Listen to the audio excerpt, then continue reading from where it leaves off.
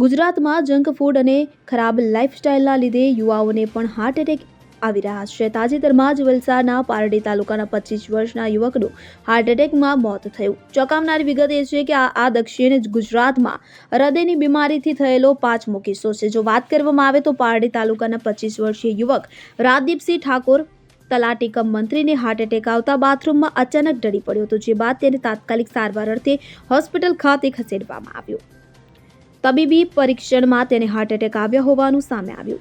આમ છેલ્લા 24 કલાકમાં દક્ષિણ ગુજરાતમાં 5 જેટલા યુવકોના હાર્ટ એટેકથી મોત નીપજ્યા હોવાનું કહેવાય છે. બીજી તરફ સુરત શહેરમાં ઘણા સમયથી અચાનક બેભાન થવા અને છાતીમાં દુખાવો થયા બાદ મોત થવાનો સિલસિલો યથાવત છે.